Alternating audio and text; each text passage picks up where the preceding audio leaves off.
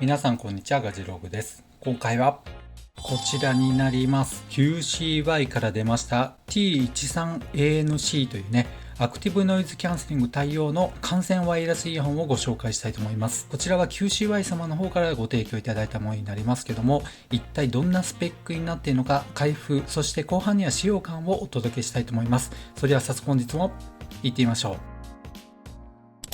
では開封する前にスペックの方を確認していきたいと思います。QCY-T13 という製品名になりますが、アクティブノイズキャンセリング対応になっています。通信方式は Bluetooth 5.3 が採用されていますので、伝送スピードやまた省電力が優れているためにバッテリーの長寿命に貢献しています。さらに搭載されているダイナミックドライバーは 10mm ということになります。伸びのある中広域のボーカル音もくっきりと演出するということですね。パワフルで深みのある低音域も再現しているということです。そしてね、結構気になるところではありますが、バッテリーの持続時間になりますけども、連続使用した場合は7時間ということになります。ケースを併用した場合、トータルで30時間以上ということになっていますね。アクティブノイズキャンセリングを使った場合は、消費電力っていうのはちょっと上がりますのでね、再生時間というのは少しね、短くなります。で、さらにですね、最近増えてきましたが、ゲームモードも搭載されていますので、低遅延でゲームなどをね、楽しむこともできます。そして防水機能は IPX5 に対応していますので、突然の雨やですね、ちょっと汗をかいたぐらいでは全く問題ないレベルになっています。加えてこちらのモデルは QCY 専用のアプリに対応していますので、アプリを使って様々な機能をですね、カスタマイズすることができます。というわけで、スペックに関しましてはこんな感じになるんですけども、実際にこの後開封して使ってみたいと思います。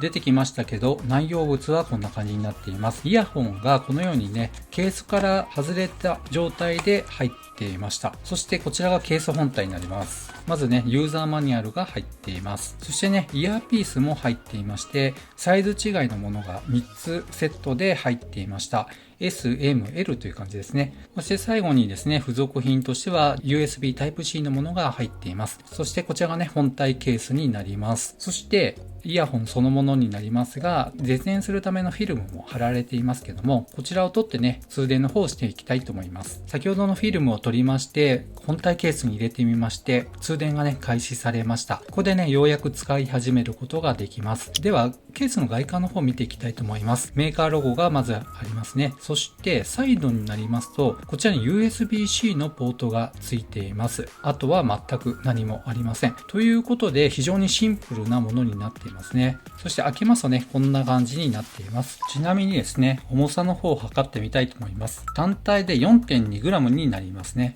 ケース単体は 37.1g となります。総重量はこちらのスケールであれば 45.3g となっています。ではこれからスマートフォンとペアリングしてみたいと思います。今ね、スマホとペアリングが終わりましたら、Android の場合ですとね、こういったポップアップも出てきてめちゃめちゃかっこいいですね。で、その他の設定っていうのが出てきましたので、こちらをタップしますと、QCY という専用のアプリがありまして、こちらで様々なカスタマイズができるようになっています。Bluetooth 5.3 ですよと出ていますね。バッテリーも満充電の状態になっています。ということで、自分の好みに調整した上で、これからしばらく使ってみたいと思います。では、後半に使用感のレビューをお届けしたいと思います。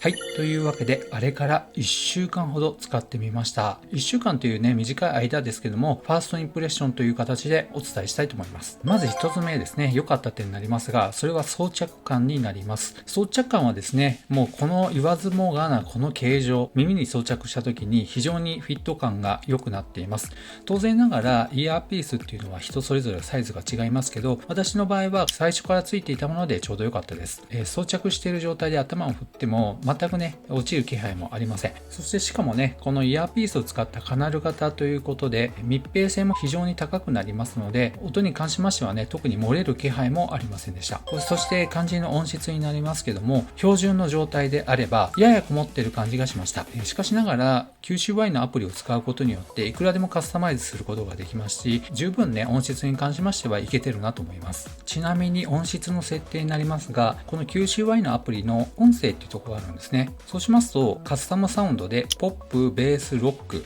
またソフト、クラシックと調整することができますので、このあたりはね、いくらでも自分の好きな音質に変えることができます。値段の割にいい音質があるんじゃないかなと思います。そして気になるところになりますけど、アクティブノイズキャンセリングですね。この ANC をオンにした状態で、しかも 100% に調整した場合、かなりノイズキャンセリングすることができます。もちろんノイズキャンセリングできる種類にもよりますけども、家の中のホワイトノイズですね。冷蔵庫の音やエアコンの音、また扇風機の音などね、一定の音がずっと出ているようなものであれば、ほぼね、遮断することができます。そして必要であればね、このように調整することもできますので、このあたりも全然ね、問題なく使うことができます。そして外音取り込みモードっていうのはあんまり私使わないんですけどもね、外の音を聞きながらっていうことであればね、積極的にマイクで集音して、屋外で安全にウォーキングなどをすることもできると思います。そしてさらにね、良かった点になりますが、このアプリで様々な機能の割り当てを変えることができます。例えばタッチ操作になりますが、1回押すと音量を下げるという設定にしてあります。